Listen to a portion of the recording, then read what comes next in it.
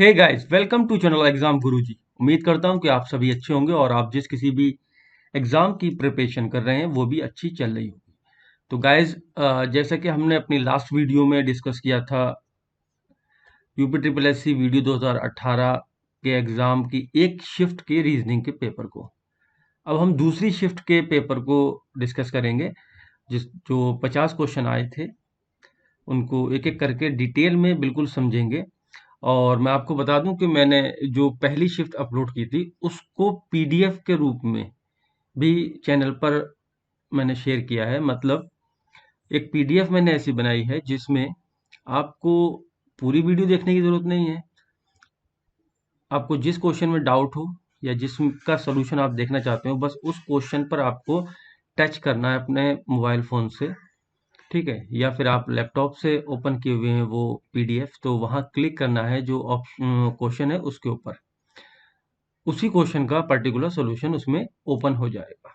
ठीक है, तो इस तरीके से आप पूरी वीडियो देखने से भी बच जाएंगे, क्योंकि ऐसा होता है कि आपको 10-12 क्वेश्चन का ही सॉल्यूशन देखना है 50 में से, तो आप पूरी वीडियो क्यों देखें। तो आप पीडीएफ को ओपन करिए वो, और वहां से उसको एक्सेस कर सकते हैं उस पर्टिकुलर क्वेश्चन के सॉल्यूशन को।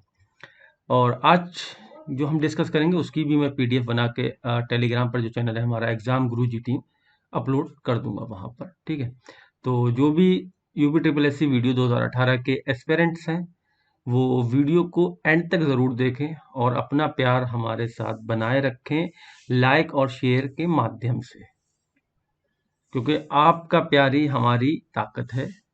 तो जितना प्यार आप देंगे हम उतने ही ताकतवर होंगे और उतना ही ज़्यादा कंटेंट हम आपके लिए प्रोवाइड कराने में समर्थ होंगे।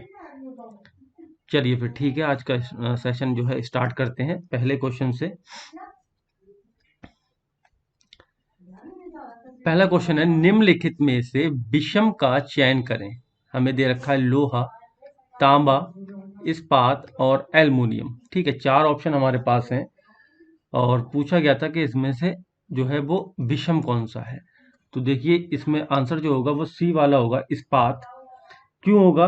क्योंकि इस्पात जो है वो एक से अधिक तत्वों से मिलकर बना होता है। हम कह सकते हैं कि ये मिश्र धातु है। ठीक है, बाकी सब धातु है और ये क्या है, एक मिश्र धातु है। अगला क्वेश्चन है जो उसमें ये पैटर्न वाला है क्वेश्चन। हमें ये पैटर्न को, इन दो पैटर्न को चेक करना है कि इनमें से इनमें क्या फॉलो हो रहा है। वही सेम पैटर्न हम आगे करेंगे। ठीक है, तो अगर हम देखें तो एक तरीके से ये इसको इसी डायरेक्शन में मोड़ दिया गया है, इसी डायरेक्शन में मोड़ दिया गया है। ये देखिए ध्यान से, इसी डायरेक्शन में मोड़ दिया गया है। तो अब हमको इसी डायरेक्शन में ऐसे करके मोड़ना है। और ये कितना मोड़ा है, ये देखिए 90 डिग्री इसको मोड़ा गया है। अगर हम बात करें तो 90 डिग्री मोड़ा गया है। ठीक, तो 90 डिग्री ही हमको मोड़ना है।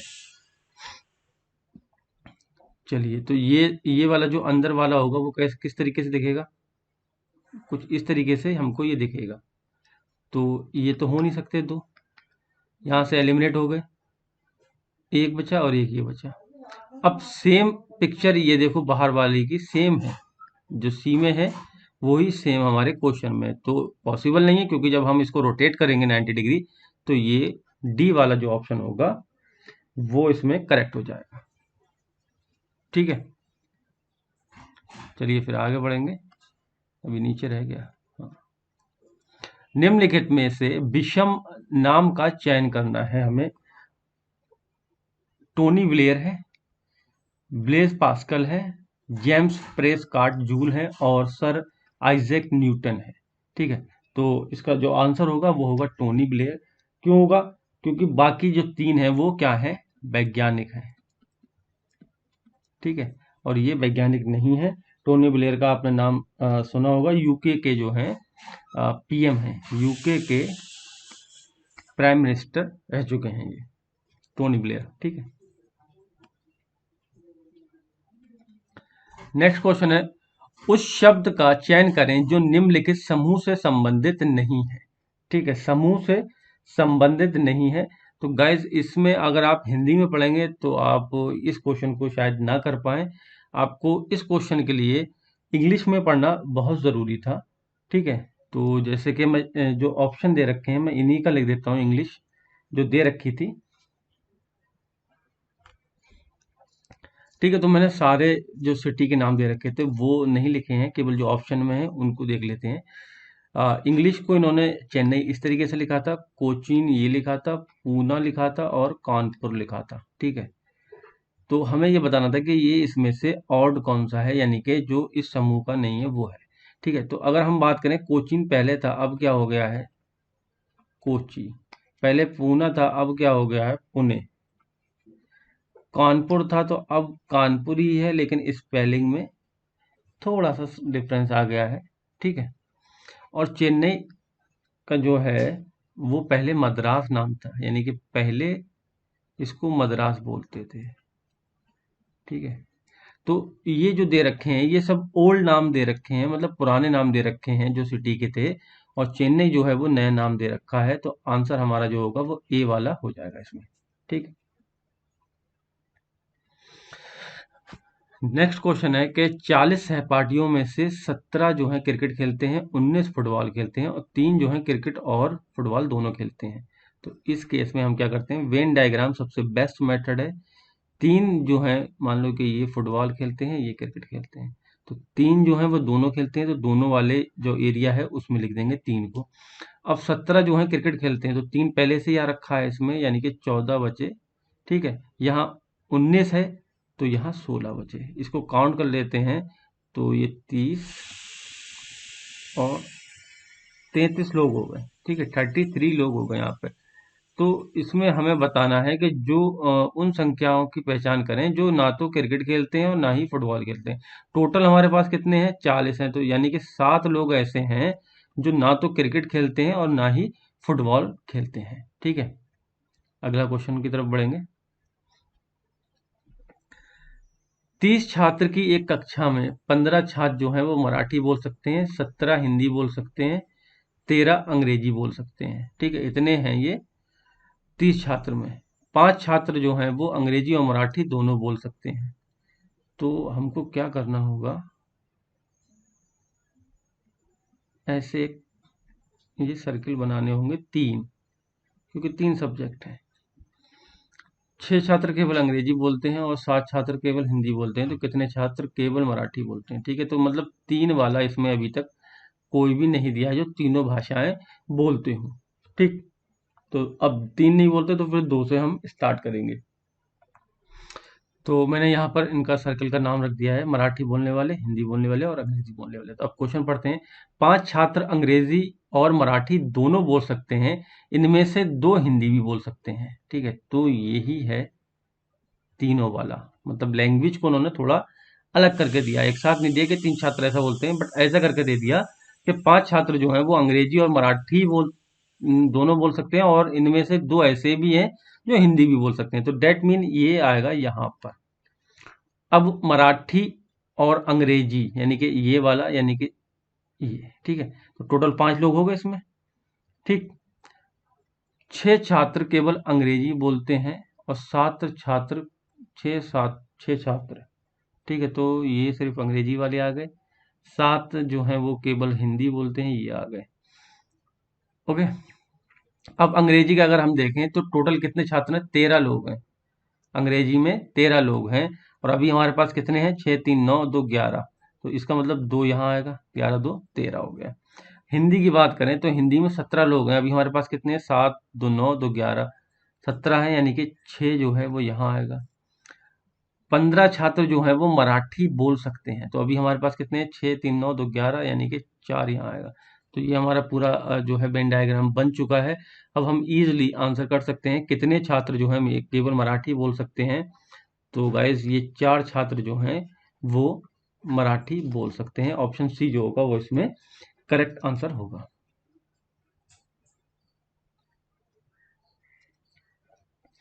नेक्स्ट क्वेश्चन है, 57 छात्र जो हैं किसी निश्चित समूह ट्रेन से यात्रा कर रहे हैं। 30 छात्र के पास मोबाइल फोन है, 20 छात्रों के पास टैबलेट है। तो फिर से वेन डायग्राम ही बनाना पड़ेगा हमको। Mobile phone, T for tablet.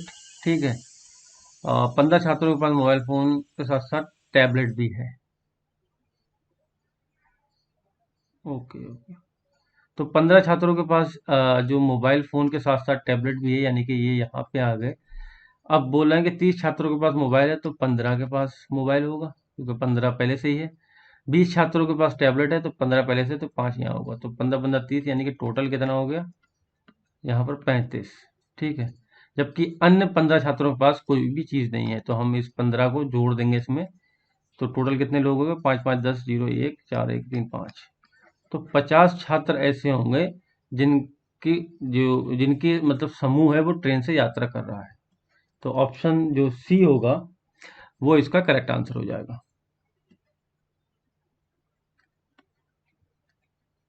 अब यहाँ पर हमें जो है त्रिभुजों को काउंट करना है कि इसमें कितने त्रिभुज दे रखे हैं, तो ये आप काउंट कर लेना, कोई इसकी वैसे टेक्निक नहीं है। 10 इसका आंसर होगा। 1 2 3 4 5 6, 6 तो हमें ऐसे ही दिख रहे हैं। फिर ये देखो 7, फिर एक ऐसे ही ये 8, फिर ये एक 9, फिर एक ऐसे ही 10। ठीक है, तो 10 इसमें जो है वो त्रिभुजों की संख्या है। अगला क्वेश्चन है, नीचे दिए गए पेपर शीट में जिसमें सामने की ओर संख्या निश्चित की गई है, पीछे की तरफ कुछ नहीं लिखा है, इस प्रकार फोल्ड करके एक पासा बनाया गया कि संख्याएं जो हैं वो बाहर की ओर दिखाई देती हैं। तो इस दिए गए विकल्प में कौन सा क्यूब सही होगा? ठीक है, तो आपको बता दूं मैं, ये जो है एक छोड़ के चलता है, मतलब 4 के अपोजिट 3 होगा और 3 के अपोजिट 2 होगा, सॉरी 4 के अपोजिट 6 होगा और 2 के अपोजिट 3 होगा, और जो ये अलग से कोने बाहर को निकल जाते हैं वो एक दूसरे के अपोजिट होते हैं, यानी कि एक का अपोजिट 5 होगा। ये रूल है, ठीक है, ये आप नोट कर लें, रूल है, एक छोड़ के आपको जो मिलेगा वो इसके अपोजिट होगा। तो अब हमको इसमें ये दर्शाना है कि मतलब कौन सा जो क्यूब है वो सही बनेगा। तो 1 4 3, 1 4 3 पॉसिबल है, 5 3 6, 5 3 6 सभी अलग अलग हैं तो ये भी पॉसिबल है। और देख लेते हैं 5 4 2, 5 4 2 पॉसिबल है ये भी। ठीक है,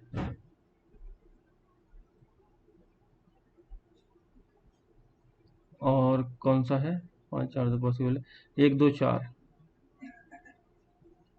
1 2 4 ये भी पॉसिबल है। तो सारे तो पॉसिबल हो रहे हैं।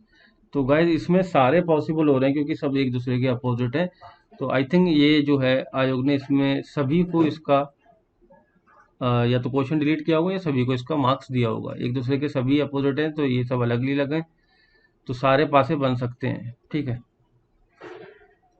क्वेश्चन जो है वो है कि एक व्यक्ति अपने घर से निकलता है और पूरब की ओर 10 किलोमीटर चलता है। तो इसको 10 किलोमीटर हम चला लेते हैं पहले। ये 10 किलोमीटर पूरब की ओर चला, ठीक है।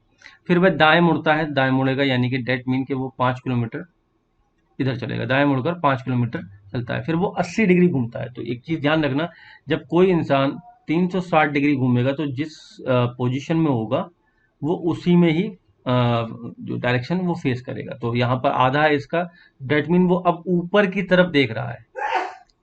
ठीक है, तो ऊपर की तरफ वो हो गया उसका मुंह 180 डिग्री घूमने पे। अब वो यहाँ से 10 किलोमीटर चल रहा है तो 5 किलोमीटर यहाँ होगा और 5 किलोमीटर और ऊपर चला जाएगा। ठीक है, टोटल हो गया 10 किलोमीटर। अगर टोटल की बात करें तो 10 किलोमीटर हो गया, 5 किलोमीटर पहले ये कवर करेगा, फिर 5 किलोमीटर ऊपर जाएगा, तो 10 किलोमीटर तो चल गया 180 घूम के। अब बाएं मुड़ता है तो बाएं मुड़ा दो इसको। ठीक है, अब 10 किलोमीटर चल गया है तो ये बराबर हो गया। तो यहाँ से यहाँ तक की जो है वो डायरेक्शन जो डिस्टेंस है वो पूछी थी हमसे। तो गाइस ये 5 है। ठीक है, तो आंसर जो होगा हमारा बी वाला इसका आंसर हो जाएगा। मैंने आपको लास्ट वीडियो में भी बताया था कि जो डायरेक्शन के क्वेश्चन हो उसमें आप खुद को रख लो और जैसे जैसे वो कह रहा है उस तरीके से आप खुद को मतलब अज्यूम करते हुए चलो। ठीक है, तो बहुत ही आसान होता है ये क्वेश्चन करना।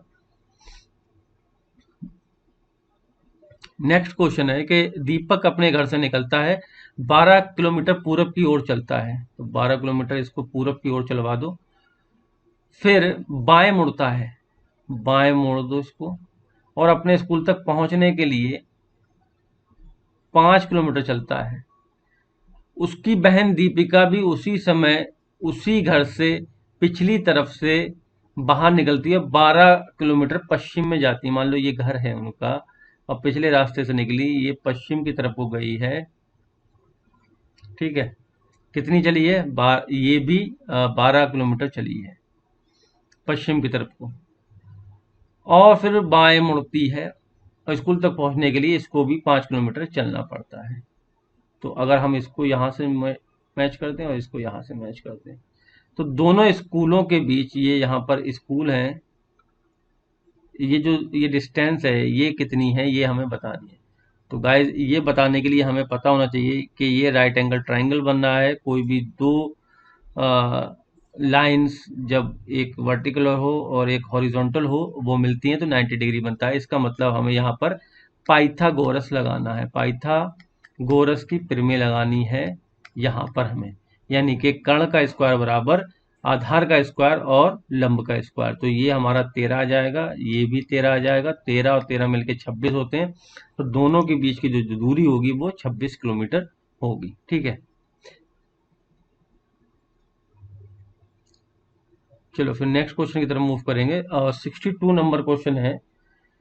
इसमें कह रहा है कि प्रत्येक सुबह शेखर अपने घर से निकलता है और सूरज की दिशा में चलता है। तो भाई साहब, सुबह में जो सूरज होता है वो किस साइड होता है? वो पूरब की साइड होता है, ठीक है। तो पूरब की ओर चल रहा है वो, उसकी परछाई उसके पीछे बनती है, ठीक है।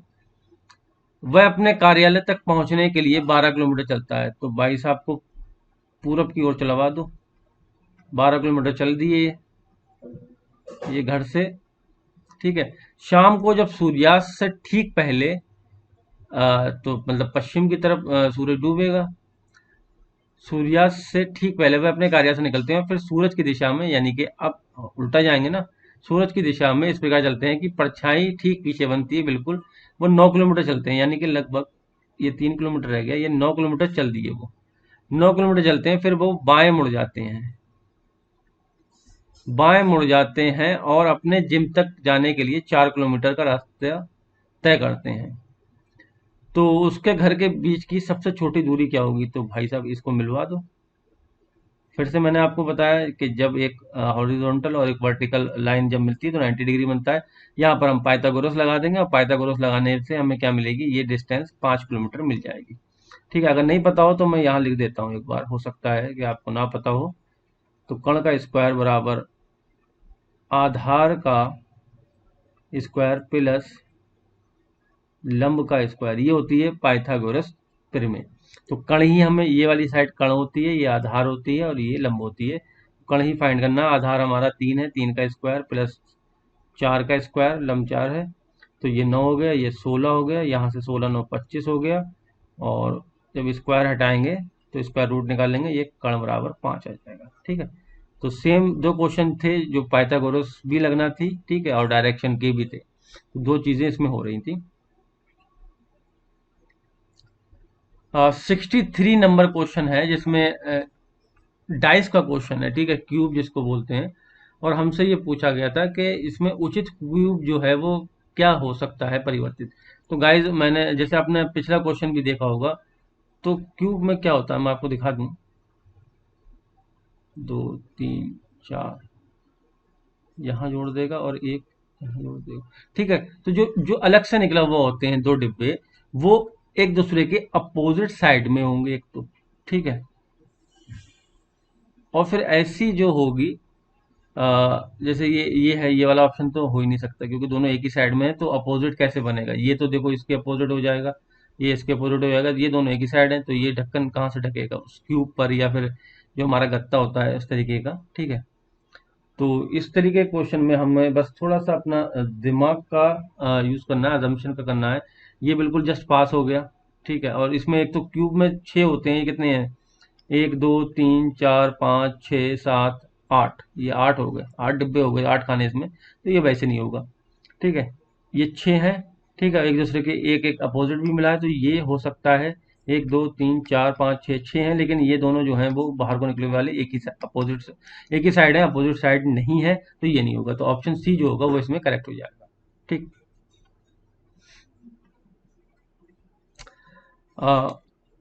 अगला क्वेश्चन जो है,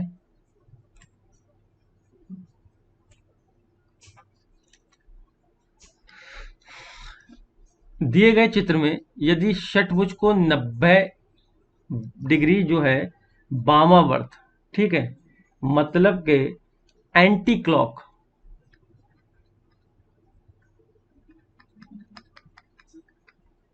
वामावर्त का मतलब एंटी क्लॉक, और दक्षिणावर्त मतलब क्लॉकवाइज, जैसे कि घड़ी चलती है, ठीक है, जैसे घड़ी चलती है, तो घुमाया जाता है, त्रिभुज की जल की छवि ली जाती है, तो नया चित्र कैसे दिखेगा? तो सबसे पहले तो हमें ये पता करना है कि एक्चुअल में कितना घूमा टोटल और किस साइड घूमा। तो क्या करेंगे, 270 में से 90 हम घटा देंगे तो मिलेगा हमें 180 डिग्री। 180 डिग्री हम क्लॉक वाइज इसको घुमाएंगे, ठीक है, क्लॉक वाइज इसको घुमाएंगे 180 डिग्री। फिर उसके बाद हम क्या करेंगे, त्रिभुज की जो है वो वाटर इमेज हम फाइंड आउट करेंगे। ठीक।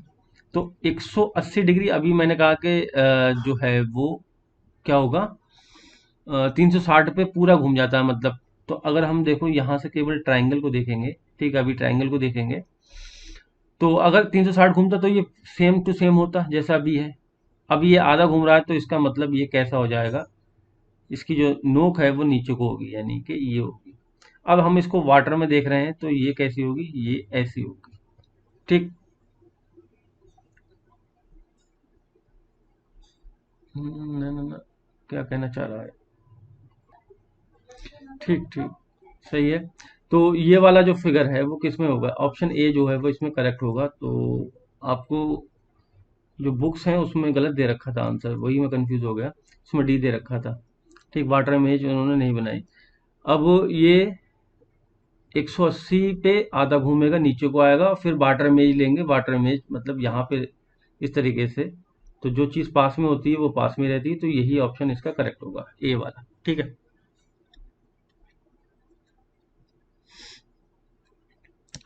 नेक्स्ट क्वेश्चन है कि एक कंपनी को अगले वर्ष के लिए बिक्री का 20% अधिक बढ़ाने का लक्ष्य है।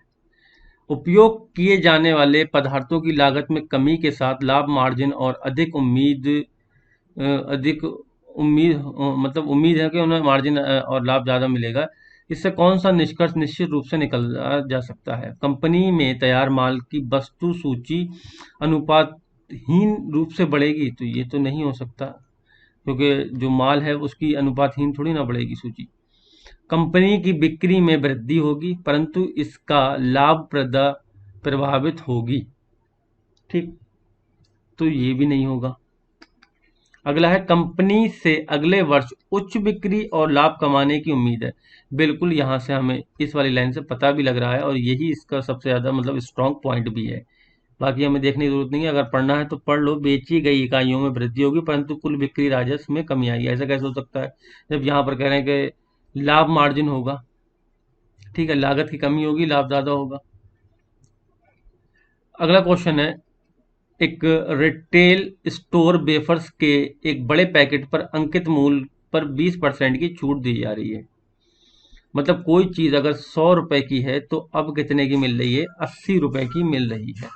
बिक्री की अवधि के बाद ये छूट बंद कर दी जाएगी और विक्रय मूल्य अंकित मूल्य के समान हो जाएगा, यानी कि फिर से वापस इसको यहाँ पे लाना होगा छूट के बाद। अभी 80 की दे रहे हैं छूट में, बाद में फिर ये छूट खत्म हो जाएगी, तो वो 80 वाली चीज़ फिर से 100 रुपए में मिलने लगेगी। दी गई जानकारी से नीचे दिए गए निष्कर्षों में से कौन सा निष्कर्ष निकाला जा सकता है? सेल खत्म हो जाने के बाद पैकेट का आकार 20% कम हो जाएगा। तो ऐसा तो कहीं भी नहीं बोला उन्होंने, कि बोला कि पुराने रेट पे लौट जाएगी, ये नहीं बोला कि उसका साइज या वेट कम हो जाएगा। ठीक है, तो ये यहाँ से नहीं हो सकता। सेल खत्म हो जाने के बाद स्टोर स्टॉक में वेफर्स के बड़े पैकेट को रखना बंद कर देगा, ये भी कहीं कुछ नहीं है। भाई एक सेल होने के बाद कभी भी आपने देखा होगा, तो ऐसा थोड़ी ना होता कि चीज़ खत्म हो जाती है वो रखना ही बंद कर देते हैं। आगे बढ़ेंगे। सेल खत्म हो जाने के बाद पैकेट की कीमत में 20% की वृद्धि की जाएगी। तो ये हम कैलकुलेट कर लेते हैं कि कितने परसेंट की वृद्धि होगी। 100 से 80 रुपए हुआ था हमारा, तो हमें पता है कि 20 रुपए कम हुए थे। और ये कितना था, ठीक है, तो 20 चौका 80, 25%, यानी कि जो वापस से हमें 100 रुपए पे जो हम प्राइस लेके आएंगे, तो हमें कितने अब बढ़ाना पड़ेंगे, 25% और बढ़ाना पड़ेंगे, तब जाके हमारे वो 100 रुपए होंगे। तो इसका मतलब 20% वाली बात जो है वो गलत है। अगला पढ़ते हैं, सेल खत्म हो जाने के बाद पैकेट की कीमत में 25% की वृद्धि की जाएगी। बिल्कुल सही, हमने यहाँ कैलकुलेट भी किया था, तो डी वाला ऑप्शन इसका करेक्ट हो जाएगा। नेक्स्ट है कि मेक इन इंडिया कार्यक्रम के तहत सरकार भारत में मोबाइल फोन बनाने वाली कंपनियों के लिए कर में छूट प्रदान की है। ठीक है, मेक इन इंडिया जो हमारी यहाँ मुहिम चल रही है, उसमें क्या किया सरकार ने, जो मोबाइल फोन बना रही है कंपनियां, उनको छूट प्रदान की गई है। स्पेक्ट्रम शुल्कों में कमी के साथ दूरसंचार सेवा ऑपरेटर प्रति मिनट निर्गमी कॉल दर को कम कर देंगे। ठीक है, तो इसमें क्या होगा, स्पेक्ट्रम जो शुल्क है उसमें भी कमी हुई है। आपने सुना होगा 2G 3G 4G चल रहा है, और इसके घोटाले भी सुने होंगे, 2G घोटाला। तो इस जानकारी से निम्नलिखित में से कौन सा निष्कर्ष निकाला जा सकता है, इसमें हमें बताना है। ठीक, तो सरकार ने अपने घोषणा पत्र में घोषित डिजिटल इंडिया की अवधारणा के प्रति कोई सकारात्मक कदम नहीं उठाया। तो भाई साहब, सकारात्मक कदम उठाया तभी तो छूट दी गई है ये। इससे क्या होगा कि लोग ज्यादा से ज्यादा मतलब इन्वेस्ट करेंगे इन सब चीजों में, जब छूट मिल रही है उनको। उपयोगकर्ताओं को दिए गए लाभ के कारण मोबाइल की पहुंच के साथ साथ देश में इसका उपयोग के औसत मिनटों को भी बढ़ाने की उम्मीद है। ये हो सकता है, ठीक है, जब सब चीज़ें ये कम होंगी, रेट कम रेट में मिलेंगे आपको प्लान, तो उपयोग भी बढ़ेगा। जैसे आज के टाइम में आप देख ही रहे हैं कि जियो ने जो क्रांति लेके आया, तो अब हर घर हर हाथ में मोबाइल दिखता है आपको। पहले मोबाइल बहुत कम चुने कुछ लोगों के पास होता था, गिने चुने लोगों के पास। सरकार चीनी हैंडसेट पर आयात प्रतिबंध लगाएगी और मोबाइल ऑपरेटरों के हैंडसेट बनाने पर भी बल दिया जाएगा। तो ऐसा तो कुछ इसमें यहाँ पर प्रतीत नहीं हो रहा। चीनी हैंडसेट अगर हम वैसे देखें रियलिटी में तो भी बिक रहे हैं, ठीक है, और क्वेश्चन केस में देखें तो यहाँ पर ऐसा कुछ मेंशन नहीं किया गया है कि किसी दूसरे देश के हम हैंडसेट पर प्रतिबंध लगाएंगे। मोबाइल हैंडसेट की लागत बढ़ेगी और उपयोगकर्ता पोस्टपेड की जगह प्रीपेड कनेक्शन लेंगे, ये भी नहीं है। तो बी वाला ऑप्शन इसमें करेक्ट हो जाएगा। ठीक है, नेक्स्ट है, विराट के क्रीज पर होने से भारत न्यूजीलैंड के खिलाफ मैच जीतने के लिए आवश्यक 30 रन 2 ओवरों में बना लेगा। ये इन्होंने बात कह दी कि विराट कोहली जो है वो क्रीज पर हैं और 30 रन वो बना लेंगे। तो इस कथन से हमें निम्नलिखित का कौन सा पूर्वानुमान निहित है। ठीक है, तो पढ़ लेते हैं। विराट भारत के लिए भाग्यशाली शुभांकर है। भैया, भाग्यशाली कुछ नहीं होता है, खिलाड़ी अच्छा होगा तो वो रन बना देगा, और उस पर उम्मीद भी होती है। तो विराट पे हमें उम्मीद भी है कि वो बना सकता है। विराट एक मजबूत बल्लेबाज है, बिल्कुल, और उसने दबाव में अच्छा प्रदर्शन किया है, तो बी वाला ही ऑप्शन सही होगा। बाकी तो एम्पायर विराट के साथ उदार होंगे, क्योंकि वो ICC player of the year है। ऐसा कुछ नहीं होता, कोई भी प्लेयर ऑफ द ईयर होता है तो उसके साथ कोई ये नहीं है कि प्रेफरेंस दे दी जाएगी। अगर सचिन खेल रहा है और किसी ने अपील की आउट की, तो ऐसा नहीं है कि एम्पायर उसको आउट ना दे और सचिन को क्रीज पे खेलने का मौका मिले। और गेंदबाज विराट को कमजोर गेंदबाजी करेंगे, ऐसा भी कुछ नहीं होता है। कोई भी गेंदबाज कमजोरी गेंदबाजी खुद से नहीं करता है। अगला क्वेश्चन है कि इस बार रेलगाड़ी से हमारी यात्रा बहुत आरामदायक थी, क्योंकि हमने एसी श्रेणी के डिब्बे में हमारे टिकट बुक किए थे। इस कथन से निम्नलिखित में से कौन सा पूर्वानुमान निहित है। यात्रा की सभी श्रेणियां यात्रियों को समान आराम प्रदान करती हैं, ऐसा तो नहीं है। आपने देखा ही होगा, स्लीपर क्लास अलग होता है, AC third, AC second, AC first, ये सब अलग अलग कैटेगरी हैं। रेलगाड़ी से यात्रा सड़क से यात्रा से बेहतर है। ठीक है, तो इसको हम अभी कंसीडर कर लेते हैं, क्योंकि स्ट्रॉन्ग पॉइंट अभी हमें देखना है।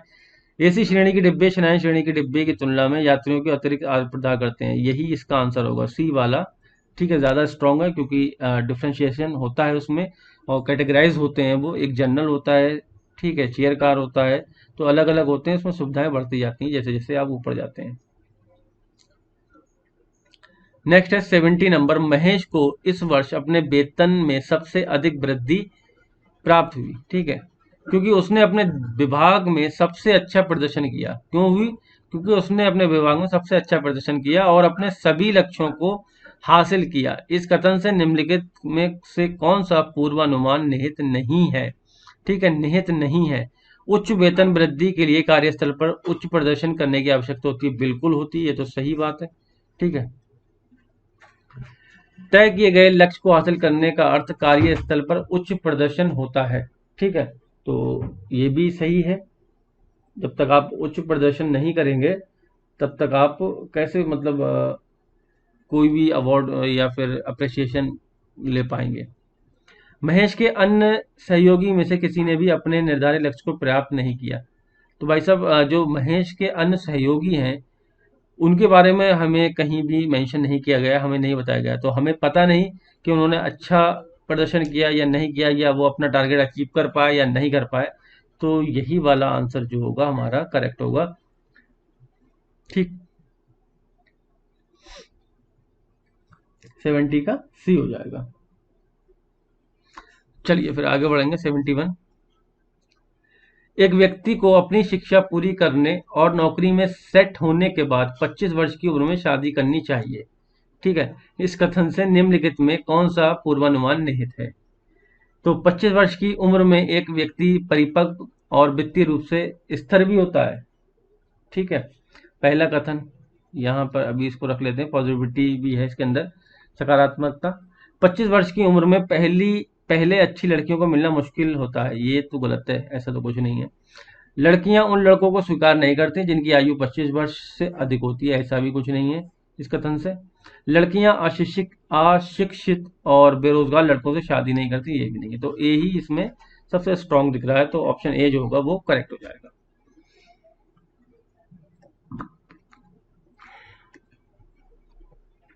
नेक्स्ट है, माउस जैसे क्लिक करता है, मतलब हम जब माउस को प्रेस करते हैं तो क्लिक का साउंड आता है। ठीक है, और क्लिक का साउंड भी आता है और क्लिक भी करता है, हम कहते हैं माउस से क्लिक करो वहां पर। ठीक है, तो कीबोर्ड का क्या काम है, हमें वही रिलेशन बनाना। तो कीबोर्ड का काम है टाइप करना, ठीक है, माउस का काम है क्लिक करना। 73 नंबर क्वेश्चन है कि एक निश्चित कूट भाषा में प्लेन को इन्होंने क्या लिख दिया? PLANE, प्लेन लिखा है इन्होंने RJCLG, ये लिख दिया। अब ट्रेन को क्या लिखें ये पूछ रहे हैं, तो TRAIN, ट्रेन, ट्रेन को क्या लिखें? तो अगर हम देखें ध्यान से तो ये क्या हो रहा है, देखो PQR यानी कि प्लस का 2 हो रहा है ना। JKL यहाँ पर माइनस का 2 हो रहा है, यहाँ पर प्लस का 2 हो रहा है, ABC। ठीक है, LMN, ठीक है, यहाँ पर माइनस का 2 हो रहा है। ठीक है, EFG यहाँ पर प्लस का 2 हो रहा है। तो सबसे पहले हमें क्या करना है, प्लस का 2 करना है, तो TUV, तो यहाँ पर V आ गया। अब क्या करना है, माइनस करना है, यानी कि 2 घटाना है, इससे पहले के 2 लिखना है, तो PQR, तो O हो जाएगा, सॉरी P आ जाएगा यहाँ पर, PQR। ठीक, PQR, ठीक, प्लस को 2 हो रहा है। ABC यहाँ पर C आ जाएगा, HIG यहाँ पर G हो जाएगा, प्लस का माइनस का 2 हो जाएगा, और यहाँ पर NOP। ठीक है, तो BPCGP, ऑप्शन सी जो होगा वो इसमें करेक्ट हो जाएगा। ठीक है, तो हमें यही देखना था, मतलब ये कितने पे होता है, ये 15 पे होता है, सॉरी 16 पे होता है ये, और यार कितने पे होता है, 18 पे, तो प्लस का 2 हो रहा है। ये 10 पे होता है, ये कितने पे होता है, 12 पे, तो 12 में से 2 घटाए 10 पे आ गया। ये 1 पे होता है, ये 3 पे होता है, ये 14 पे होता है, तो ये 12 पे होता है, ये 5 पे होता है, ये 7 पे होता है। ठीक है, आई होप कि आपको ये क्लियर हो गया होगा, वरना फिर आप ये समझ लीजिए कि इसके बीच में एक आ रहा है, देखो TUV, PQR। ठीक है, इनके बीच में एक ऐड हो रहा है। ठीक, नेक्स्ट है 74 नंबर, एक निश्चित कूट भाषा में जो है वो इन्होंने बिल्डिंग को ऐसे लिख दिया। तो भैया बी जो है वो 2 पे आता है तो 2 ही लिखा है, यू जो है 21 पे आता है तो 21 ही लिखा है, आई जो है 9 पे आता है तो 9 लिखा है, मतलब कि उनकी नंबरिंग कर दी गई है। तो हमें बताना है एस जो है 19 पे आता है, ठीक है, के 11 पे आता है, वाई जो है वो 25 पे आता है, तो ये वाला तो हट गया, 25 वाला ये बचा। फिर एस जो है फिर से 19 पे आता है, सी 3 पे आता है और आर जो है वो 18 पे आता है, तो ये भी हट गया। ठीक। एक एक ए जो है 1 पे आता है, पी 16 पे आता है, अभी हमने फाइंड आउट करा, ई जो है वो 5 पे आता है और ये 18 पे आता है, तो ये इसमें क्या गड़बड़ हुई? 19 11 25 19 3 18 16.5 सेम ही तो लिखे हैं।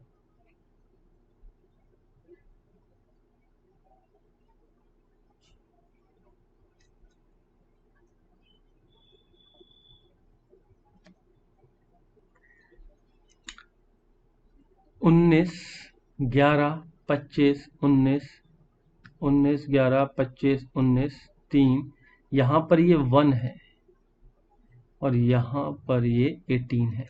ठीक है, मैं आपको ये दिखा रहा हूँ, ये पॉइंट लगा दिया इन्होंने बीच में। ठीक।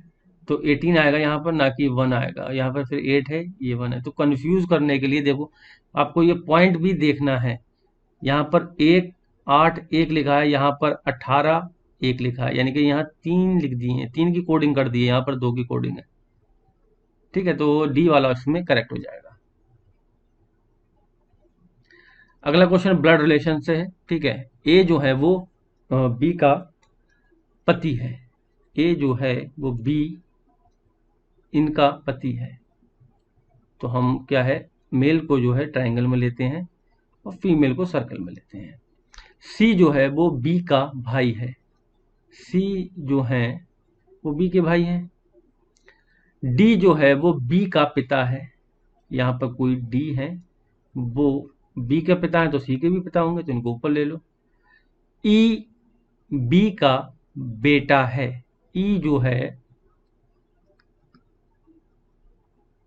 बी का बेटा है। एफ ए की बेटी है, यानी कि इनकी बहन भी है कोई, एफ जिसका नाम दे दिया। एफ और डी के बीच में, यानी कि इनके बीच में संबंध क्या है, तो ये तो नाना जी हुए इनके, और ये इनकी नातिन हुई। अच्छा, तो दादा पोती, हाँ वही ग्रैंड फादर, हिंदी में गलत है, ये सबसे बड़ी दिक्कत है। नाना हुए, यहाँ नाना लिखना चाहिए था, तो दादा लिख दिया है। तो हिंदी की सबसे बड़ी दिक्कत है, बट इंग्लिश में ग्रैंड फादर ही बोलते हैं, चाहे नाना हो या दादा हो।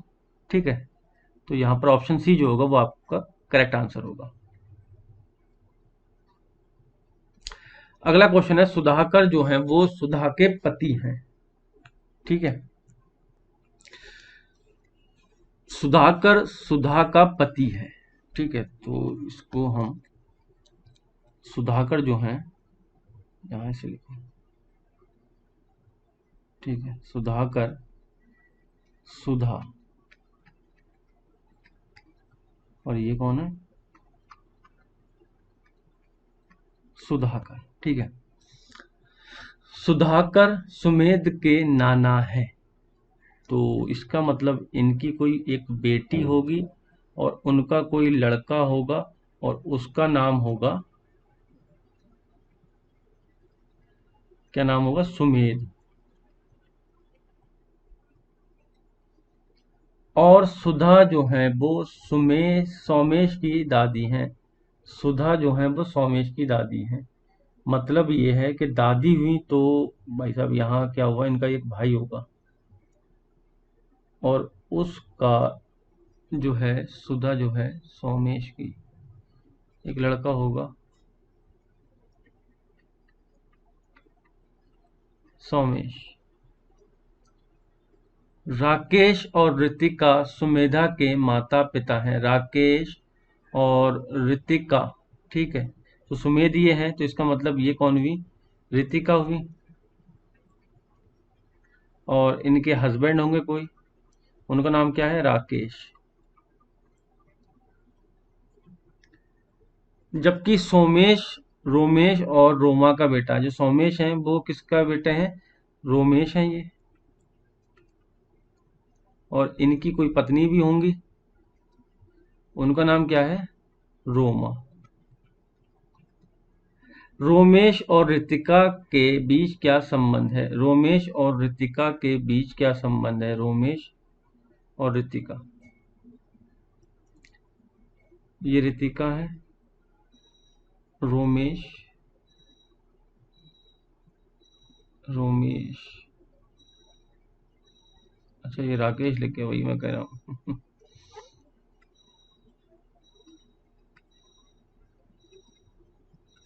ये रोमेश हो गया। ठीक है, तो हमें क्या बताना है कि ऋतिका और रोमेश के बीच में संबंध क्या है। तो हमें क्लियरली दिख रहा है कि भाई बहन हैं, दोनों के दोनों कौन है, भाई बहन है। ठीक। अच्छा, नीचे क्वेश्चन दे रखा है। रत्नाकर कहता है कि मैं जो हूं वो रश्मि का भाई हूं, रश्मि का भाई हूं। अच्छा, जो सदानंद, तो कहाँ बना है इसका, रश्मि का भाई हूं, ठीक है, तो यही बना लेते हैं। रत्नाकर हैं ये, रत्नाकर किसके भाई हैं, रश्मि के। ठीक है, फिर क्या कह रहा है, जो सदानंद और सुरेखा की पोती है। कौन, रश्मि किसकी पोती है, सदानंद की, सदानंद और सुरेखा की। तो यहां से लेते हैं,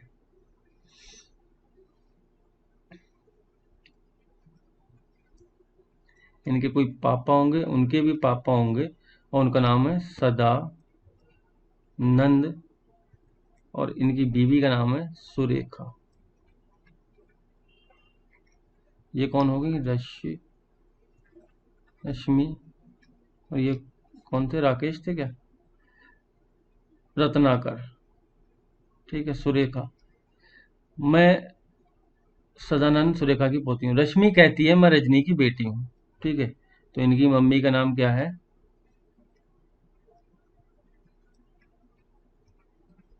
रजनी हो गया। अच्छा, ये क्या है, रत्नाकर।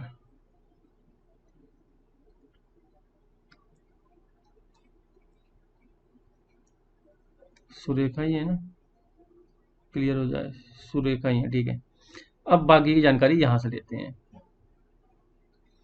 जो सुरेखा की बहू है, बिल्कुल बात सही बात है, सुरेखा की बहू है रजनी, यहाँ से क्लियरली लिख रहा है हमको। रत्नाकर और सदानंद के बीच, यानी कि हमें किसके बीच बताना है, रत्नाकर और सदानंद,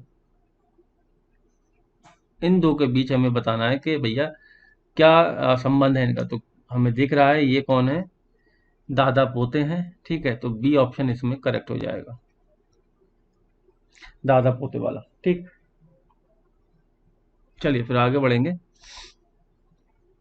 78 नंबर क्वेश्चन है, और उसमें कहा गया है कि यदि, मतलब फिर से ब्लड रिलेशन है, बट यहाँ पर कोडिंग के तरीके से उन्होंने क्वेश्चन पूछा है। तो यदि ए एंड बी का अर्थ ये है, मतलब ये सब दे रखा है, तो हमें क्या करना है, बताना है कि कौन सा वाला जो है निम्नलिखित में से कौन सा अभिव्यक्ति अर्थ के रूप में ये है कि एस जो है वो टी का भाई है। मतलब इन चार ऑप्शन को हमें सबका मतलब बताना है, चेक करना है, और उसमें जिसमें ये निकले कि एस जो है वो टी का भाई है, वो इसका आंसर होगा। तो चारों हमें चेक करना पड़ेंगे बारी बारी, इसका कोई भी सॉल्यूशन नहीं कि आप बच सकें, डायरेक्ट उसी पे करें अटैक जो ऑप्शन हो। तो मैं आपको दिखा देता हूँ बना के जो इसमें करेक्ट है।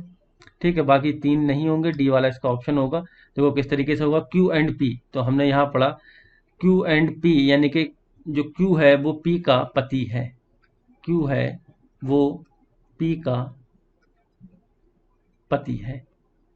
पी एंड टी का मतलब होता है P, sorry, P hash T, P hash T का अर्थ है जो टी है वो पी का बेटा है, टी है जो वो पी का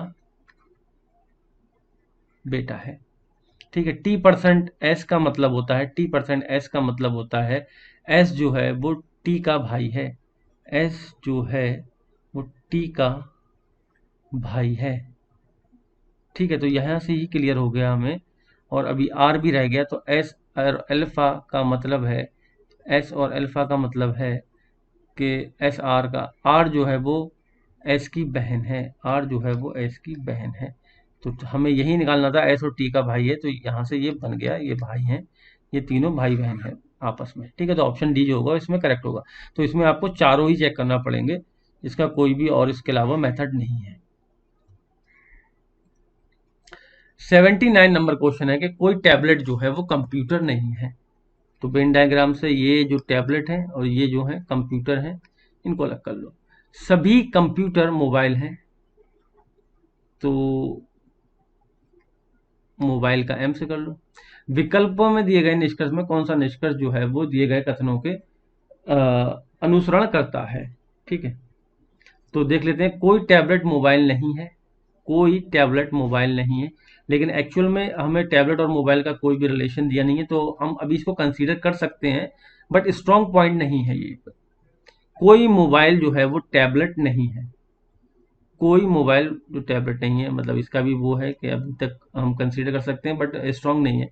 कुछ मोबाइल कंप्यूटर हैं, कुछ मोबाइल कंप्यूटर बिल्कुल है, ये स्ट्रॉन्ग पॉइंट है और बन भी रहा है यहाँ से। सभी मोबाइल कंप्यूटर है, ये नहीं है पॉसिबल।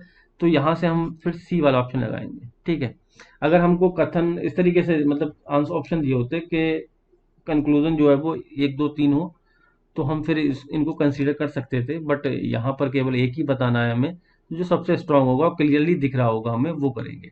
ठीक है, और इसलिए इन दोनों को हम इसलिए लीव कर रहे हैं कि टैबलेट और मोबाइल का कोई भी रिलेशन हमें कथन में नहीं दिया है, तो इसलिए इसको हम कंसीडर नहीं करेंगे। ठीक है, नेक्स्ट है, दिए गए कथनों को पढ़ें। सभी जेबरा घोड़े हैं और सभी घोड़े गधे हैं। तो सभी, यहां से मैं जेबरा लिख देता हूं, जेबरा, और ये हैं घोड़े, और सभी घोड़े जो हैं, यानी कि ये बड़ा वाला बन गया, ये कौन है, गधे। तो अब हमें फिर से बताना है, सभी जो जेबरा हैं वो गधे हैं, ये सही है। सभी गधे जेबरा हैं, ये गलत बात है, सभी गधे थोड़ी ना है जेबरा। कुछ गधे जो हैं वो जेबरा हैं, बिल्कुल सही बात है। कुछ घोड़े जो हैं वो जेबरा, ये भी सही बात है, यानी कि ए सी डी जिसमें होगा वो आंसर होगा, ऑप्शन सी करेक्ट आंसर है। ठीक है, नेक्स्ट है 80 नंबर क्वेश्चन। यदि अंग्रेजी वर्णमाला से सभी स्वर यानी कि वॉवल हटा दिए जाते हैं, तो वर्णमाला की नई श्रृंखला में 15वें स्थान पर क्या आएगा। ठीक है, तो हम सभी को पता है वॉवल जो होते हैं वो कौन कौन से होते हैं, ए ई आई ओ यू, ये 5 होते हैं। ठीक है, 15 नंबर की बात कर रहा है, तो अगर हम अल्फाबेट में बात करें तो 15 नंबर पे ओ होता है। ठीक है, अब हमको करना क्या है, ये 4 जो है वो हटाना पड़ेंगे, ये 4 जो हैं वो हटाना पड़ेंगे। तो इनकी जगह जब ये हटाएंगे तो कॉन्सोनेंट भी आएंगे, मतलब हमारी जो ए बी सी डी ई ऐसे करके लिखी होती है ना, जेड तक, तो हमको क्या करना है, ये हटाना है, वॉवल हटाना है। तो अब हमारी क्या हो जाएगी, ये वी हो जाएगी, ये सी हो जाएगी, ये डी हो जाएगी, ऐसे ही हम जेड तक जाएंगे। ठीक है, क्योंकि हमें वॉवल हटाना। तो यहाँ से वॉवल कितने हटेंगे, 4 हटेंगे पहले से। ये जो वॉवल है ये तो बाद में आता है 21 पे, तो इससे मतलब ही नहीं, क्योंकि यहाँ पर 15वें स्थान की बात पूछ रहा है कि जो नई वर्णमाला बनेगी, नए अल्फाबेट बनेंगे, तो वो उसमें 15वें नंबर पे कौन होगा। ठीक है, तो 15वें नंबर पे हम देख लेते हैं। ओ के बाद अगर हम देखें तो क्या क्या आता है, देखो ओ के बाद पी आता है, क्यू आता है, आर आता है, एस आता है, टी आता है। ठीक, इतने सारे, ये यहीं से हमें पता लग जाएगा कि कौन सा आएगा। ठीक, तो अब हमें क्या करना है, देखो एक तो यहाँ से हमें ए ई आई, ठीक है, तो ओ हटेगा तो पी आगे बढ़ेगा, आई हटेगा तो क्यू आगे बढ़ेगा, ई हटेगा तो आर आगे बढ़ेगा, और ए भी हटेगा तो एस आगे बढ़ जाएगा, यानी कि 15वें नंबर पे कौन आ जाएगा, ये 15वें नंबर पे था ना। ठीक है, तो अब 15वें नंबर पे कौन ले लेगी जगह, एस नंबर 15वें नंबर पे आ जाएगा, यानी कि अक्षर जो एस है, ऑप्शन सी, वो इसमें करेक्ट हो जाएगा। यदि अंग्रेजी वर्णमाला में अभाज्य संख्या के स्थान पर आने वाले सभी अक्षरों को हटा दिया जाता है, तो वर्णमाला की नई श्रृंखला में 11वें स्थान पर क्या आएगा। बहुत ही अच्छा मतलब पेपर बनाया था, पेपर बनाने वाले ने। टाइम टेकिंग है, मतलब आपको पूरा अल्फाबेट लिखना पड़ेगा, ए से लेके जेड तक। फिर जो भी है, जैसे अब अभाज्य नंबर आप सभी को पता हो कि 2 3 5 7 11, ये सब जो है अभाज्य नंबर है, 13।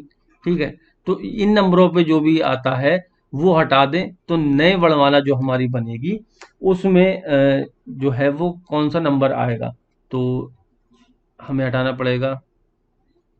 पहले लिख ही लेता हूँ, 11वां है तो ज़्यादा नहीं है, A B C D E F G H I J K L M N O P Q R S T U V W X Y Z. तो भाई साहब ये 1 नंबर पे होता है, ये 2 नंबर पे, ये हटाना होगा, ठीक है। फिर हमें 3 नंबर हटाना होगा, फिर हमें कौन सा 5 नंबर हटाना होगा, फिर हमें 7 नंबर हटाना होगा, फिर हमें 11 नंबर यानी कि ये हटाना होगा, फिर हमें 13 नंबर भी हटाना होगा, तो 13 पे क्या आता है, एम आता है। फिर 17 नंबर हटाना होगा, तो 17 पे क्या आता है, पी क्यू, 16 17। ठीक है, तो ऐसे ही हमें यह हटाना है। अब हमें काउंट कर लेते हैं कि 11वें नंबर पर कौन आएगा। 1 2 3 4 5 6 7 8 9 10। ठीक है, 11वें नंबर पे क्या आ गया, आर आ गया, यानी कि ऑप्शन जो है वो बी वाला इसमें करेक्ट हो जाएगा। 83 नंबर क्वेश्चन है कि दाएं से 31वें अक्षर के तरफ 17वें स्थान पर क्या आता है। मतलब ये दायां बायां तो आपको पता ही होगा, यानी कि लेफ्ट हैंड साइड और राइट हैंड साइड। ठीक है, तो ये राइट हैंड साइड यहां से कह रहा है 31वें नंबर की बात कर रहा है, तो 31 पहले काउंट कर लेते हैं। दाएं से 31वें, 1 2 3 4 5 6 7 8 9 10 11 12 13 14 15 16 17 18 19 20 21 22 23 24 25 26 27 28 29 30 31, यानी कि अब यहाँ आ गए 31वें नंबर। फिर इसके इसके दाएं हमें कितना, 17वें स्थान पर 1 2 3 4 5 6 7 8 9 10 11 12 13 14 15 16 17 17वें नंबर पर ना, 17वें नंबर पर, तो 83 का जो आंसर होगा वो बी वाला, यानी कि यू आ गया 17वें नंबर पर।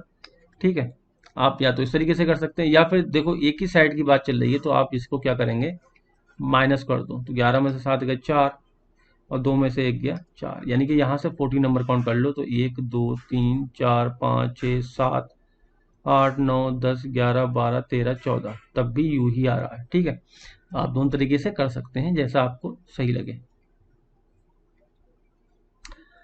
एक निश्चित भाषा में यदि एनिमल को इन्होंने ये कोड कर दिया और इंसेक्ट को इन्होंने ये कोड किया है, तो बाकी हमें एलिफेंट को बताना है। तो भैया इसमें सबसे पहले हम क्या करेंगे, साफ साफ लिख लो ताकि हमको समझ में आए कि चल क्या रहा है। ठीक है, OZNHMZ।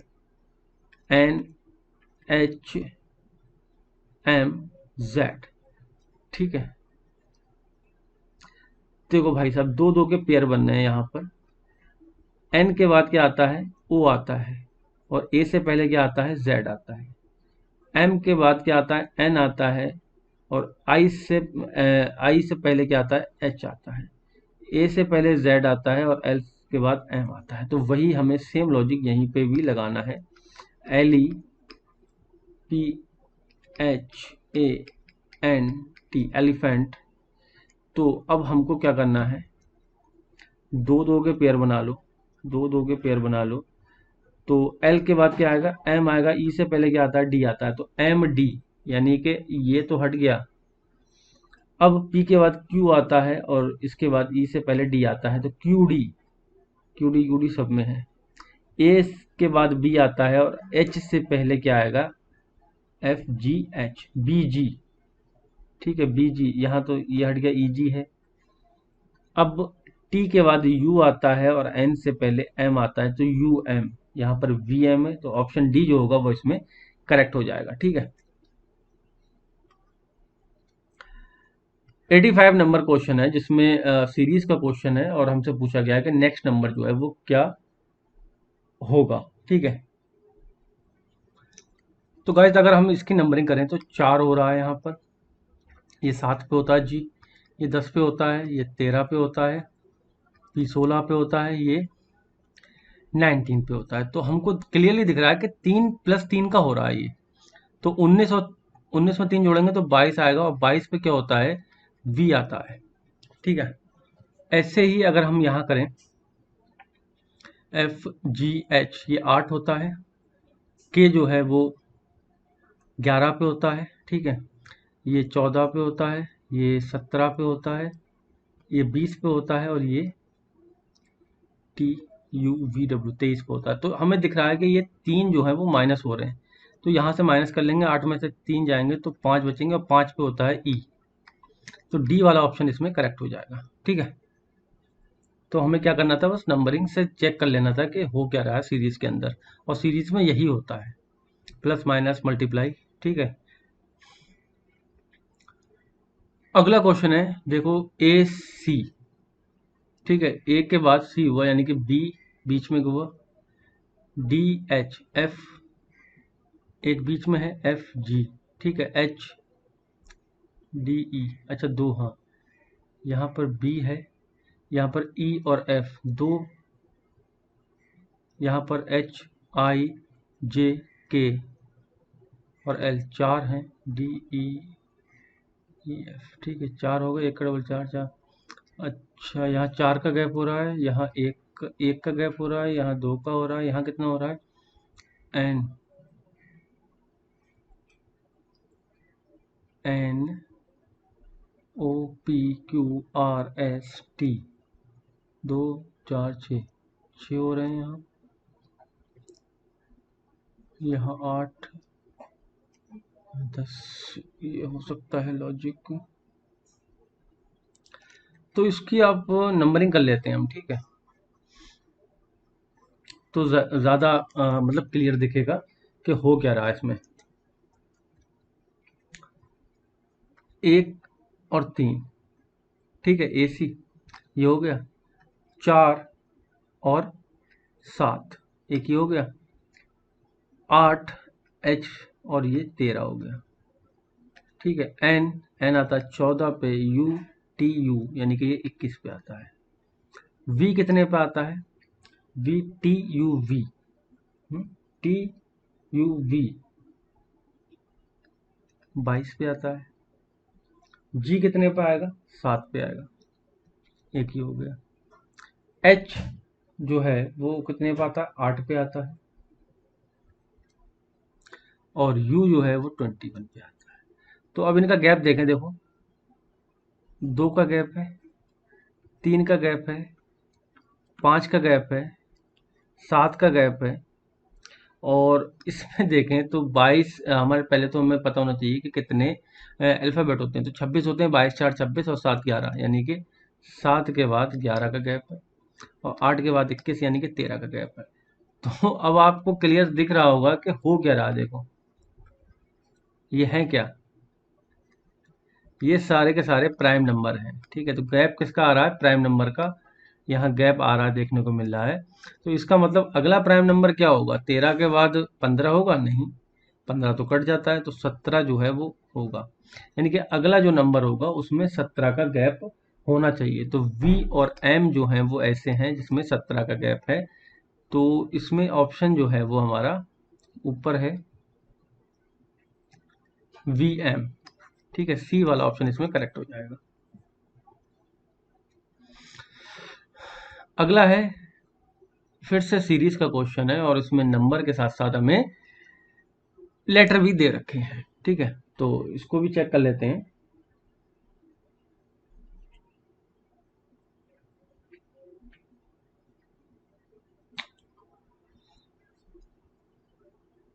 बत्तीस 34,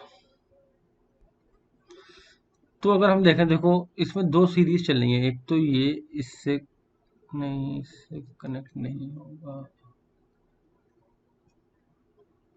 ये है, ये है, ये है, ये है, ये है, और ये है। तो गाइस देखो 34 से 33, 33 से 32, 32 से 31। ठीक, 32 से 31 होगा, 31 से 30 होगा, और 30 से 29 होगा। तो इसका मतलब जो नंबर आएगा वो हमारा क्या आएगा, 31 आएगा। तो ये दो ऑप्शन जो हैं वो खत्म हो गए।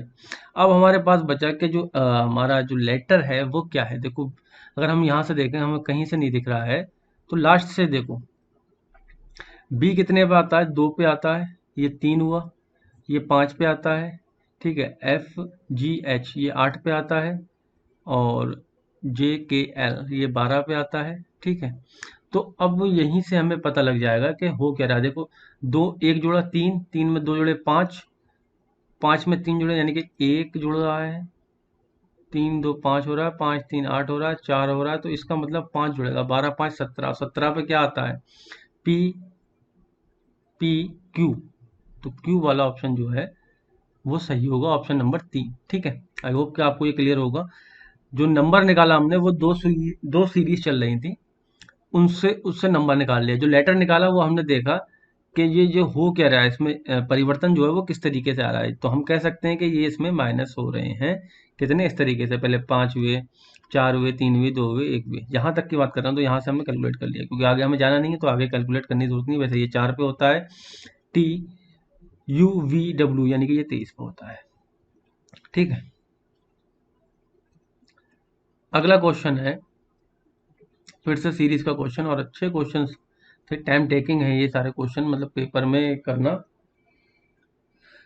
आसान बात नहीं है। ठीक है, तो अब के देख लेते हैं क्या हो रहा है। देखो, चार से छः हो रहा है, छः से आठ हो रहा है, आठ से दस हो रहा है, दस से बारह हो रहा है, बारह से बीच में चौदह आएगा। तो तेरह वाला भी खत्म, ये तेरह वाला भी खत्म, बचे ये। ठीक, तीन और दो पाँच हो रहा है, पाँच और दो सात हो रहा है, सात और दो नौ हो रहा है, नौ दो ग्यारह हो रहा है, ग्यारह और दो तेरह, यानी कि अगला नंबर जो होगा वो तेरह होगा। इसमें भी तेरह है, इसमें भी तेरह है, इसमें भी तेरह है। अब हमें देखना है लेटर क्या है, लेटर कौन सा आएगा। ठीक है, तो फिर से वही बात, लेटर के लिए हमें देखना पड़ेगा कि चल क्या रहा है। देखो, ओ है और ओ से पी तक गया है, क्यू तक गया, ओ पी क्यू। ठीक है, क्यू से फिर ये एस है, पी क्यू आर, ठीक है, एस टी यू वी, यानी कि एक एक माइनस हो रहा है।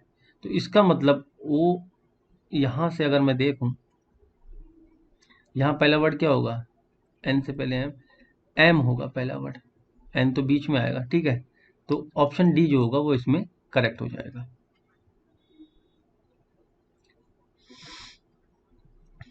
अक्षरों और संख्याओं की निम्नलिखित श्रृंखला में संख्या की गिनती और स्वरों की गिनती के बीच अंतर क्या है।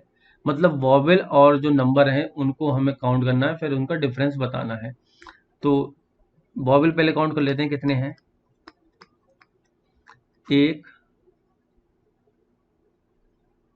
दो,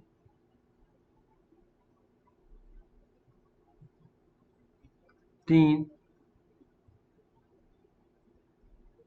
चार, पाँच। तो पांच तो वॉवेल निकल के आ गए। नंबर देख लेते हैं, एक, दो, तीन, चार, पाँच, छ, सात, आठ, नौ,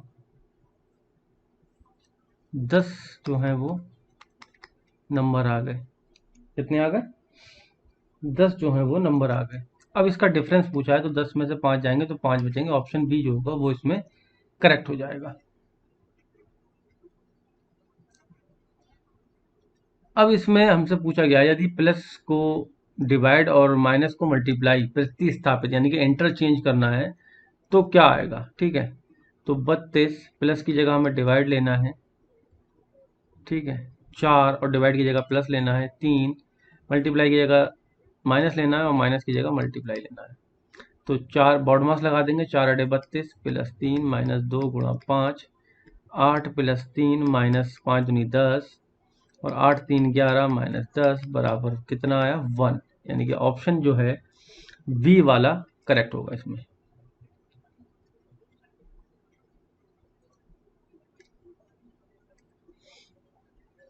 दिए गए प्रश्न को हमें क्या करना है, पढ़ना है और निर्णय लें कि प्रश्न का उत्तर देने के लिए निम्नलिखित समीकरणों में कौन सा समीकरण पर्याप्त आवश्यक है। ठीक है, यदि x और y दोनों धनात्मक पूर्णांक हैं तो x का मान क्या होगा ये हमें बताना है। तो भाई साहब हमें दोनों ही इक्वेशन चाहिए, समीकरण यानी कि दोनों ही चाहिए, तभी हम x का मान बता सकते हैं, अदरवाइज हम नहीं बताएंगे, नहीं बता पाएंगे। ठीक है, तो x का मान प्राप्त करने के लिए केवल एक समीकरण पर्याप्त नहीं, दो पर्याप्त नहीं। x का मान प्राप्त करने के लिए ना तो समीकरण एक और ना ही समीकरण दो अकेले पर्याप्त हैं, परंतु दोनों एक साथ आवश्यक हैं। तो ये बिल्कुल सही बात है, दोनों आवश्यक हैं, तभी हम इसको सॉल्व कर सकते हैं। यहाँ माइनस लिखेंगे, यहाँ प्लस लिखेंगे, यहाँ से हम वैल्यू निकाल सकते हैं इसकी। ठीक है, अगला है, दिए गए प्रश्न को पढ़ें और निर्णय लें कि प्रश्न का उत्तर देने के लिए निम्नलिखित विकल्पों में से किस विकल्प की अतिरिक्त रूप से आवश्यकता है। तो सुधाकर जो हैं वो रमेश से लंबे हैं। सुधाकर रमेश से लंबे हैं और राजेश जो हैं वो सुधाकर से छोटे हैं। तो एग्जैक्ट पोजीशन नहीं दे रखी है, राजेश जो हैं हो सकता है यहाँ भी हो। उनमें सबसे छोटा कौन है ये बताने के लिए हमें किस कथन की जरूरत पड़ेगी। तो रमेश जो है वो सबसे लंबे व्यक्ति हैं। रमेश तो सबसे लंबे नहीं है क्योंकि सुधाकर हैं, तो ये तो जरूरत नहीं पड़ेगी। हमें पता है कि लंबा व्यक्ति कौन होगा, सुधाकर ही होगा। सुधाकर सबसे छोटा व्यक्ति नहीं है, तो ये भी नहीं होगा क्योंकि हमें ये पहले ही पता है।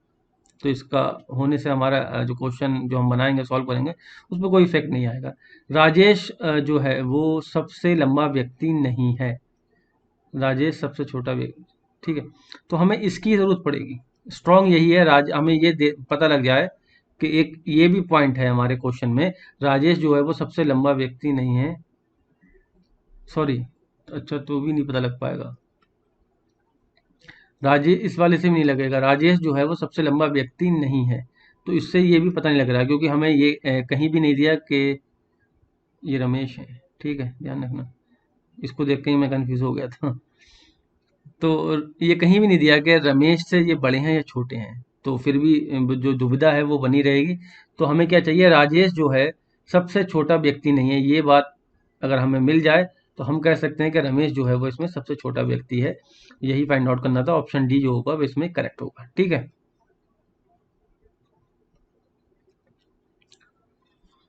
93 है, और 93 में फिर से भैया दो लड़के हैं, अल्पेश और कौन है, ध्रुवित हैं, और दो लड़कियां हैं, संगना और वंदना। तो यही बना लेते हैं इनका। चार जने हैं तो चार जनों को कर लो। एक गोल मेज के चारों ओर बैठे हैं, सभी मुंह अंदर की ओर है, उनके बीच की जो दूरी है वो भी बराबर है। अल्पेश ध्रुवित और सगुना के बीच में बैठा है। मान लो कि अल्पेश भैया यहां बैठ गए। अब किसके बीच में बैठे हैं, ध्रुवित और सगुना के बीच में। तो ध्रुवित और सगुना इनके बीच में बैठ गए। तो अब बचा कौन, अल्पेश ध्रुवित हो गए, सगुना और यहां पर वंदना हो गई। ठीक है, तत्काल बाईं ओर, और हमें बताना क्या, वंदना के तत्काल बाईं ओर कौन बैठा है ये बताने के लिए हमें कौन से एक ऑप्शन की जरूरत पड़ेगी, किस कथन की जरूरत पड़ेगी। तो वंदना जो है अल्पेश के सामने बैठी है, ये तो क्लियर हो ही गया क्योंकि इसकी जरूरत नहीं पड़ेगी। हमने बिना ये जानकारी, इस जानकारी के बिना ही हमने बता दिया कि भैया अल्पेश जो है वो वंदना के अपोजिट बैठेगा और सगुना जो है वो ध्रुवित के अपोजिट बैठेगी, तो इसकी तो जरूरत नहीं है। ध्रुवित सगुना के सामने बैठा है, ध्रुवित सगुना के सामने बैठा है, ये ऑलरेडी हमने बिना इस जानकारी के निकाल लिया। अब बचे हमारे पास दो ऑप्शन। ध्रुवित जो है वो अल्पेश के तुरंत दाएं बैठा है। ध्रुवित जो है वो अल्पेश के तुरंत दाएं बैठा है, बिल्कुल सही बात है, यहाँ दाएं बैठ गया है। ठीक है, इससे और क्लियर होगा क्योंकि पहले जो जानकारी थी ये तो मैंने बना दिया। ठीक, लेकिन पहले जो जानकारी थी उसमें ये नहीं दिया था कि ध्रुवित जो है वो लेफ्ट साइड में है कि राइट साइड में। अब इस जानकारी से हमें क्लियर हो गया कि ध्रुवित जो है वो अल्पेश के तुरंत बैठा है, तो ये अभी स्ट्रॉन्ग पॉइंट है, इसको देख लेते हैं। ध्रुवित और सगना एक दूसरे के साथ नहीं बैठे हैं, तो भैया नहीं बैठेंगे, अपोजिट बैठ रहे हैं। ठीक, तो ऑप्शन सी जो होगा वो इसमें करेक्ट होगा क्योंकि हमें इसकी जरूरत पड़ेगी। अगर ये हमें पता लग गया तो बिल्कुल डिटो ये बनेगा जो हमारा फिगर बनना है। फिर हम बता सकते हैं वंदना के तत्काल जो है वो बाएं कौन बैठा है। तो वंदना इधर को मुंह कर रही है, तो बाएं बाएं साइड कौन हो गया, ध्रुवित हो गया। तो हम कह सकते हैं कि ध्रुवित जो है वो उसके बाएं साइड बैठा है। फिर से वो ये क्वेश्चन पढ़ना है और उसके जवाब हमें देने हैं। 94 क्वेश्चन कहाँ है, अच्छा ऊपर है। ए जो है वो बी का पति है। ए जो है वो बी का पति है। सी ए का पुत्र है, सी जो है वो ए का पुत्र है। डी और ई जो है वो एफ के बच्चे हैं। डी और ई का भी कोई भी मतलब नहीं दिया, तो अभी इसको छोड़ देते हैं। डी और ई जो है वो एफ के बच्चे हैं, जो ए और बी की बहू है। यानी कि ए और बी की बहू है, इसका मतलब ये जो है बहू यहाँ पे आएंगे, या तो इसकी भी हो सकती है, ठीक है, इसकी भी हो सकती है, या फिर किसी और की भी हो सकती है, लेकिन है ये बीबी इनकी, इनमें से किसी भाई की, या तो इनकी है या किसी और की, बहू इनकी है ए बी की। और इनके बच्चे कौन हैं? डी और ई। डी और ई जो है वो इनके बच्चे हैं। तो सी और एफ के बीच में संबंध, हमें इन दोनों के बीच में हमें संबंध स्थापित करना है, तो क्या लेके आए, तो वो चेक कर लेते हैं। सी की दो बहनें हैं, तो यहां भी लिख देना एफ, ठीक है। सी की दो बहनें हैं, तो सी की दो बहनें अगर हम ले लें, एक उससे बड़ी है, एक दूसरे से बड़ी है, तो इन दोनों का रिलेशन से कोई भी फर्क नहीं पड़ेगा, तो ये नहीं हो सकता। सी की बहनों से इन दोनों का रिलेशन नहीं पता लगेगा। सी अपने माता पिता का इकलौता जो है वो पुत्र है।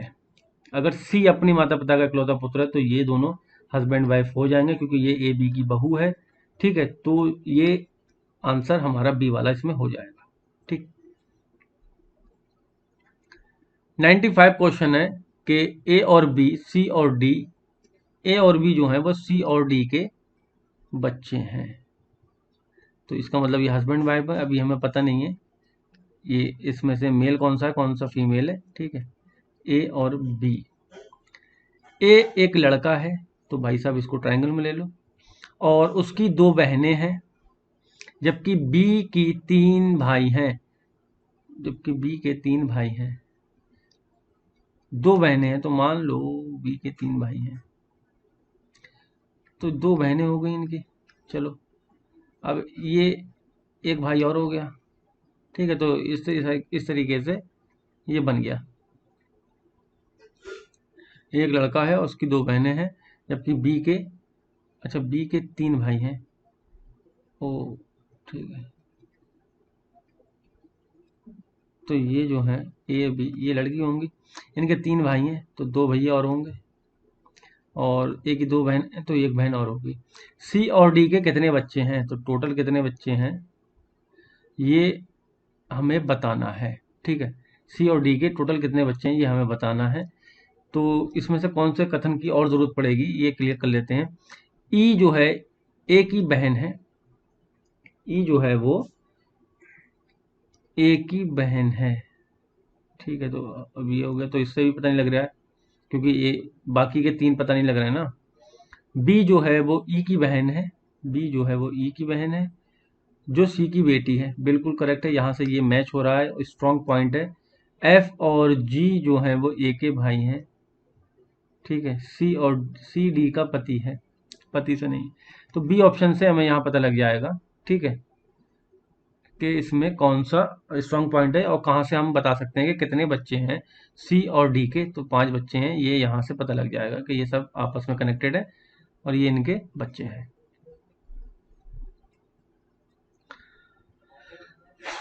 हाँ, 96 क्वेश्चन है। छात्रों के एक समूह में सीधी पंक्ति में बैठे हैं, एक कंसर्ट देख रहा है। दिनेश जो है बाईं तरफ से 5वीं सीट पर है, बाईं तरफ से 5वीं सीट पर दिनेश है।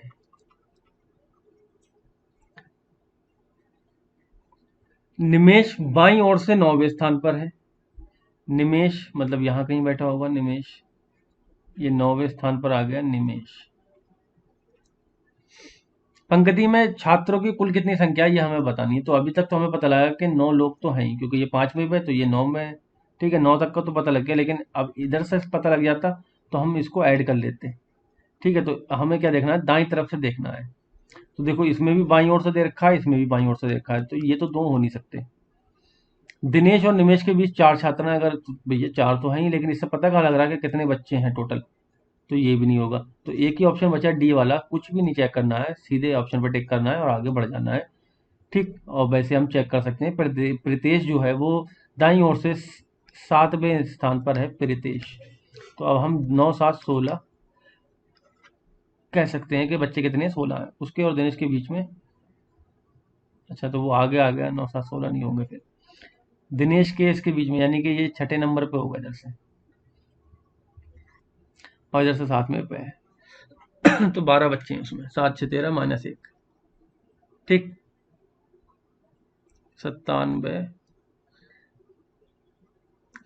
फिर से वही, एक कक्षा में सभी छात्रों ने परीक्षा उत्तीर्ण की है और प्रत्येक को अद्वितीय श्रेणी, मतलब एक अलग श्रेणी मिली है, किसी को फर्स्ट मिली है, किसी को सेकंड मिली है, ठीक है। दीपक ने 10वीं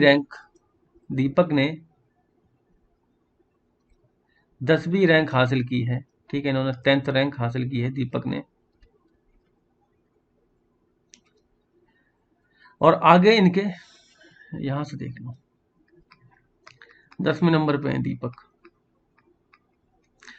और उसके आगे 4 लड़कियां हैं। मान लो कि यहाँ पर ये 10वें पे है, तो यहाँ 4 गर्ल्स भी हैं, तो 6 क्या बचे, 6 बॉयज बचे आगे। और उसके पीछे 10 लड़के हैं, यानी कि नीचे को अगर हम देखें तो 10 बॉयज हैं।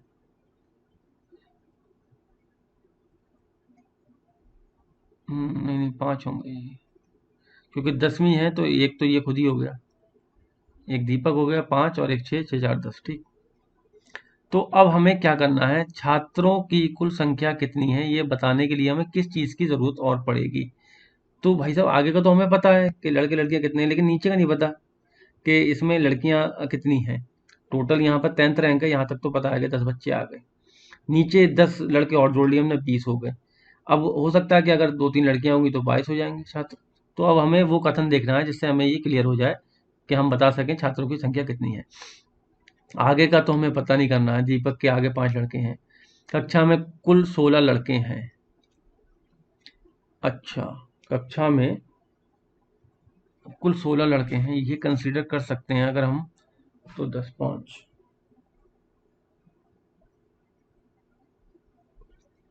से भी नहीं निकलेगा। चलो इसको अभी कंसीडर कर लेते हैं, आगे बढ़ते हैं। कक्षा में लड़कियों की कुल संख्या, कक्षा में लड़कों की कुल संख्या से कम थी, ये पता नहीं लगेगा कुछ भी इससे। लड़कों की कुल संख्या लड़कियों की कुल संख्या से 4 अधिक है, ठीक है। ये स्ट्रॉन्ग पॉइंट है, यानी कि डी वाला इसमें करेक्ट हो जाएगा। वो कह रहा है कि अब भाई साहब देखो यहाँ पे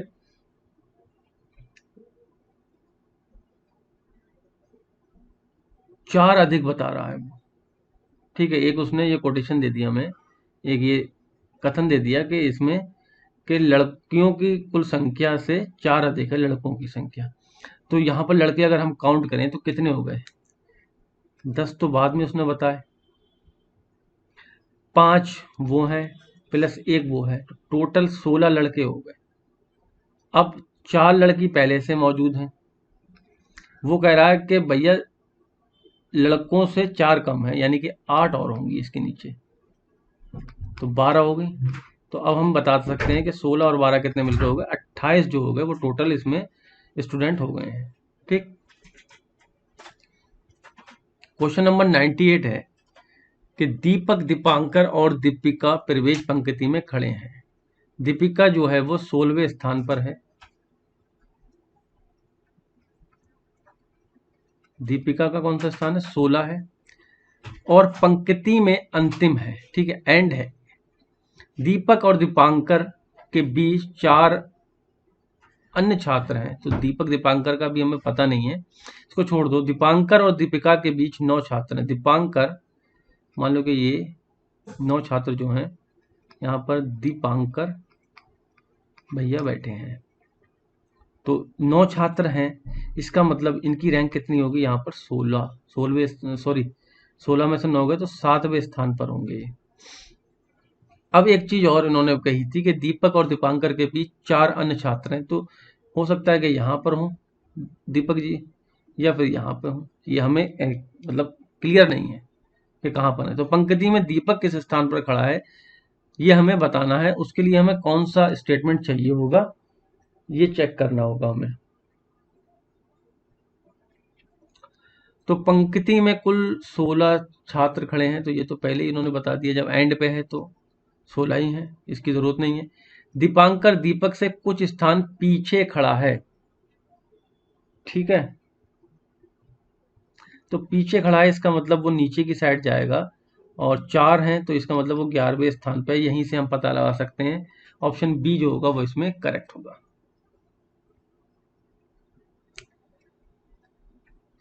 गाइस अब आ गए हम 99 नंबर क्वेश्चन पर, और इसमें हमें आंसर करना है कि एक आदमी के पास 10 रुपए, 20 रुपए, 50 रुपए मूल्य के कुछ नोट हैं। ठीक है, नोट हैं। 10 के नोटों की संख्या 20 के नोटों की संख्या से 20 अधिक है। ठीक है, और 50 के नोटों की संख्या से 50 अधिक है। तो मान लो कि जो 50 रुपए वाले नोट हैं उनकी संख्या कितनी है, एक्स है। ठीक है, तो 10 रुपए की नोटों की संख्या जो है वो 50 के नोटों की संख्या से कितनी अधिक है, 50 अधिक है। तो रुपए 10 वाले जो नोट होंगे वो कितने हो जाएंगे, एक्स प्लस 50। और रुपए 20 वाले जो नोट होंगे वो कितने हो जाएंगे, 30। 20 अधिक है तो एक्स प्लस 30 हो जाएगा ये। ठीक है, तो ये हमारा डेटा बन गया। अब वो कह रहा है कि व्यक्ति के पास कुल कितनी राशि है। ठीक है, ये बताने के लिए हमें क्या करना होगा, इसमें स्टेटमेंट कौन सा हम इसमें जोड़ दें कि सब जो है वो बता सकें हम। तो भाई साहब हमें पहले तो पता होना चाहिए कि नोट है, 10 वाले नोट हैं कितने, 50 वाले नोट हैं कितने, 20 वाले नोट हैं कितने। यहाँ तो अब हमने एक्स में मान लिया है, तो ये पता करने के लिए हमें किस चीज़ की जरूरत पड़ेगी, 20 के नोटों की संख्या 50 के नोटों की संख्या से 30 अधिक है, नहीं। 50 के नोटों की संख्या 20 के नोटों से 30 कम है, नहीं। 10 के नोटों की संख्या सबसे अधिक है, और ये भी नहीं। सभी नोटों के मूल्यों की संख्या कितनी है, 200 है। तो भैया देखो एक्स, एक्स प्लस 50 और एक्स प्लस 30 बराबर, अगर हम ये रखते हैं 200, तो 3x बराबर 200 माइनस 80, 3x बराबर 120 और x बराबर 40। जब x बराबर 40 आ गया तो ये हो गया 40, ये हो गया 90 और ये हो गया 70। अब हम बता सकते हैं भैया कितने रुपया हैं। ठीक है, तो हमें किसकी जरूरत है, डी वाले ऑप्शन की जरूरत पड़ेगी। चलिए 3 व्यक्ति हैं, लास्ट क्वेश्चन है। ठीक है गाइज, अगर आपने अभी तक लाइक ना किया हो तो लाइक कर दीजिए, और शेयर नहीं की हो वीडियो तो प्लीज उसको भी शेयर कर दीजिए। 3 व्यक्ति हैं, ए बी सी की आयु दे रखी है हमें, ए बी और सी 5, 4 और 3 के अनुपात में। ए जो है वो सबसे बड़ा है, क्लियर है। सी सबसे छोटा है, क्लियर है। यहाँ पर सी की आयु क्या है ये बताने के लिए हमें किसकी जरूरत पड़ेगी, तो ए और बी की आयु का अंतर जो है बी और सी की आयु के अंतर के बराबर होगा। तो 1 बराबर 1 यहाँ से भी नहीं निकलेगा।